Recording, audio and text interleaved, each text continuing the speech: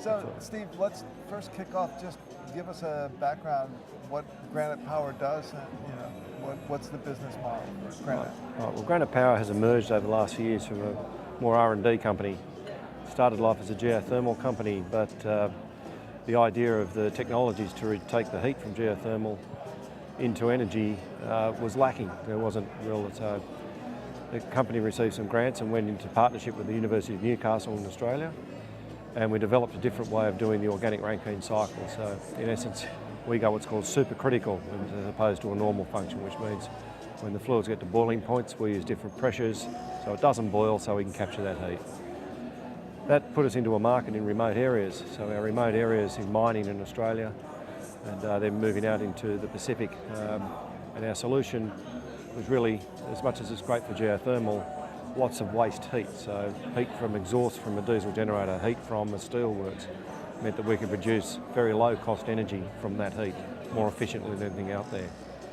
So as you mentioned, you're coming from an island, and we're on an island here. So what's the advantage to someplace like Hawaii and the Hawaiian Islands to using a technology like this? Well, we think there's similar application in Hawaii compared to another other Pacific islands that we're doing work in.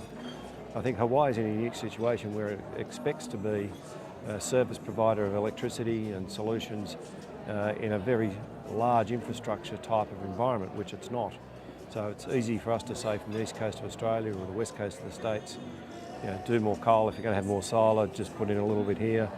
But there are unique situations with solar penetration because it is a remote, islanded, high-priced area for electricity, such as Samoa or Fiji or others.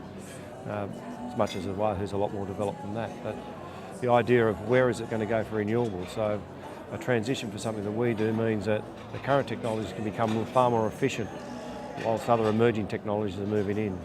And we've experienced this ourselves in small communities in other islands where our solution is only part of what we're looking to do. So we've had to integrate solar and put solar in as well. So some of the Pacific groups can take one of their spare engines offline to save all that greenhouse gas by juggling the profiles around.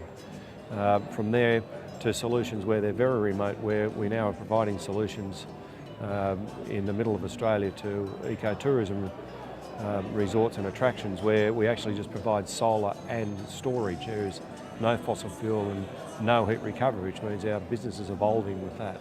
But we see ourselves now as in an islanded area and remote area, almost an efficiency to renewable solution provider, whereas our key niche was we're experts in this one area. We've had to adapt to other areas to give our clients what they require. So it sounds like collaboration and partnerships is a key component of your solution. What are some of the secrets to successful implementation of your technology? Well, I think something that could be relevant here to Hawaii as well, and we're trying to put it that way, is a lot of countries, a lot of jurisdictions in the Pacific, Australia included, and so forth, have all said we're going to have this much renewable attained, this much sustainability attained, these targets. Hawaii's got 2045. Samoa actually had 2016, so I think they're trying to review that target, but we'll talk about that again. But there's no silver bullet. It's no panacea to say we're going to flick this switch in 2045 and it's all renewable. The people at HECO have some enormous challenges, as do the regulators and so forth in here. How do we integrate it so economically it works? It gives us solutions to the end consumers without it costing them basically their farms, so to speak. How do they integrate that and be able to put things in place? It means when technology implementations come into play, how do they integrate that without mothballing too early or having massive capex that becomes redundant? And it's a massive issue. So it's a step-by-step issue. Now, we're one part of what we think can be a solution. We're not the panacea, but to use waste heat recovery to start with, there's lots of diesel engines and so forth in Hawaii, other heat sources. Maybe some of that could help make these machines more efficient for the rest of their useful life. And that could be a redundant technology in 10 or 15 years' time as advances in solar, advances in storage.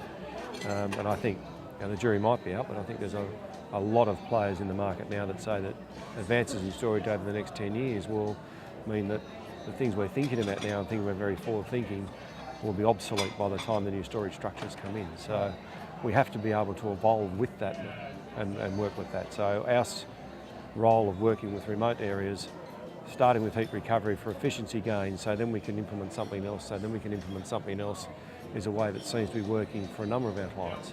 And well, we do believe and we hope that we can be part of the solution in the Hawaiian Islands as well. Great. Well, we've been here with Steve Lowe, Marketing Director at Granite Power. Steve, thanks a lot. Enjoy the rest of the event. I'm sure we will. Thank you. It's been great so far. Thanks so much, Steve. Thanks so much for giving us your time. Thank you. Absolutely. Thanks.